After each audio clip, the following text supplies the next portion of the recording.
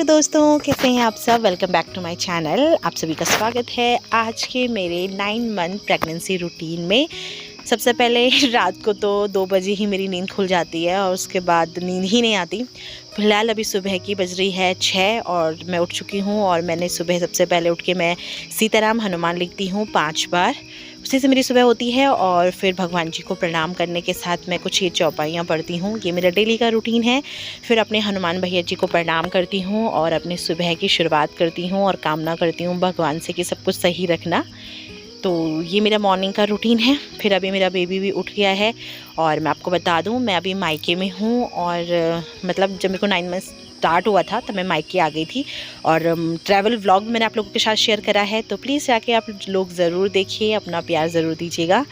मायके में हूँ इसलिए ज़्यादा काम मुझे नहीं करना पड़ता है। खाना पीना और बाकी जितने भी काम होते हैं वो मेरी मम्मी मेरी बहन कर लेती हैं। तो यहाँ पे मुझे कोई भी काम नहीं है, सिर्फ आराम है और मुझे बस अपना और बच्चे का ख्याल ही रखना है, बाकी कुछ एक्स्ट्रा वर्क नहीं है। मौसम सुबह का बहुत ज़्यादा अच्छा हो रखा है, धूप आने की पूरी संभावना है और अक्सर तो यहाँ पे धूप ही रहती है, बहुत ज़्यादा गर्म हो रहा है। हमारी ये भैंस है और अभी हम लोग जा रहे हैं वॉक पे। मेरी और कोई भी एक्सरसाइज नहीं है। मैंने जब 8 मंथ प्रेगनेंसी रूटीन आप लोगों के साथ शेयर करा था तभी मैंने बताया था कि मेरे से कोई और एक्सरसाइज नहीं होती है, मैं सिर्फ और सिर्फ वॉक करती हूँ। तो अभी सुबह मैं और डुग्गू मेरा बेबी हम लोग वॉक पे निकल गए हैं और लगभग 30-40 मिनट हम लोग ऐसे ही रास्ते पे चलते रहते हैं और घूम कर आते हैं। और इस चीज़ को मेरा बेबी इंजॉय करता है और मैं भी। सुबह की बहुत फ्रेश हवा हमें मिल जाती है और गांव में आप लोगों को पता है कैसा माहौल होता है, एकदम खुला खुला और चारों तरफ हरियाली वाला। तो अभी हम लोग आ गए हैं घर और आज मेरी बहन ने बनाया है कद्दू के फूल का ये चीला। जैसे हम लोग बेसन का चीला बनाते हैं जैसे गांव में कद्दू के फूल का चीला बनाया जाता है। और पीछे से मेरी भैंसिया की आवाज़ भी आ रही है, तो प्लीज़ इग्नोर करिएगा। बाकी आजकल पितृपक्ष चल रहे हैं तो उसकी वजह से घर पे 2-3 सब्जियाँ, खीर, ये सारी चीज़ें रेगुलर बनी रही है। और ये जो छोटा सा बेबी आपको दिख रहा है ना, ये हमारे भैंस का बच्चा है जो कि अभी 2 महीने का है। तो अभी मेरी बहन ने जो बनाया था कद्दू के फूल का चीला, वो खाने के बाद थोड़ी देर बाद मैं खा रही हूँ यहाँ पे भिगोए हुए 4 खजूर। और मैं सिर्फ अभी खजूर और किशमिश ही लेती हूँ, बाकी और चीज़ में अब लेना मैंने बंद कर दिया है।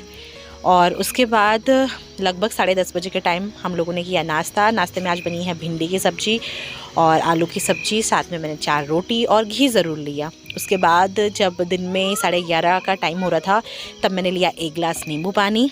और आजकल धान की यहाँ पे कटाई हो रही है, तो ये सारा का सारा धान हमारी खेती का है जिसको कि मैंने फैला दिया है। और आप लोग देख सकते हैं कितना ज़्यादा कड़क वाली धूप लगी है। तो अभी हमारा नहाना धोना हो गया है, मैंने बच्चे को भी नहला दिया है, खुद भी नहा गई हूँ। बहुत ज़्यादा गर्मी हो रही है और अभी मैं लगा रही हूँ बच्चों के बालों में तेल।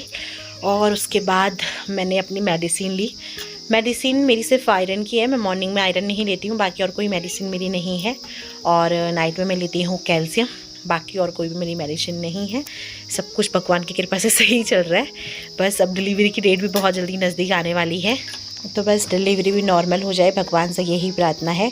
आप सब लोग भी कमेंट करके ज़रूर बताइएगा अगर आपका 9 मंथ चल रहा है या प्रेग्नेंट है तो आपको कौन कौन सी प्रॉब्लम हो रही है और 9 मंथ में आपको कौन कौन सी प्रॉब्लम फेस करनी पड़ रही है, ज़रूर कमेंट करके बताइएगा। उसके बाद फिर दिन का खाना हुआ। दिन का खाना भी हमारा बहुत सिंपल रहता है, चावल, दाल और सैलेड थोड़ा सा ले रखा था। तो दिन में खाना खाने के बाद थोड़ा देर मैंने लगभग 1-1.5 घंटा मैं सो गई थी। और उसके बाद शाम को मैं अपनी बहन के साथ खेत में चली गई और मेरे पीछे देख सकते हो आप पूरी धान की कटाई हो रखी है और थोड़े बहुत अभी रेब रखा है। तो आजकल गांव में बस यही सब काम चल रहा है। तो मैं अपनी बहन के साथ यहाँ खेत में आई थी, तो इससे मेरी शाम की वॉक भी हो गई और थोड़ा सा अच्छा भी लगता है जब हम प्रेगनेंसी में घर से बाहर निकलते हैं, क्योंकि पूरा दिन घर पर रह के ना बहुत माइंड भी बहुत अजीब सा हो जाता है। तो इसीलिए पर ये चीज़ तो मेरा तो मानना यही है कि प्रेगनेंसी के दौरान हमें जितना हो सके घूमना चाहिए, बाहर जाना चाहिए, क्योंकि घर पे अकेले रह के वैसे हमारी बॉडी बिल्कुल काम नहीं कर रही होती है और इतने हार्मोन्स इतने अनबैलेंस हमारे हो जाते हैं, चिड़चिड़ापन, नींद हमें आती नहीं है। तो इसलिए हमें घूमने तो जाना ही जाना चाहिए। बाकी एक चीज़ क्या होता है ना, जब हम लोग घूमने जाते हैं तो सब लोग हमें ऐसे घूरते रहते हैं जैसे हम लोगों ने पता नहीं क्या अलग सा कैरी करा हुआ होगा। आप लोगों के साथ ऐसा होता है? आपको दिख रहा है ना, यहाँ सब भी मतलब बहुत अच्छी धान की खेती होती थी, लेकिन अभी ना सब लोगों ने अपने खेत करना छोड़ दिया है, जिसकी वजह से पूरा का पूरा ये जंगल जैसे बन गया है।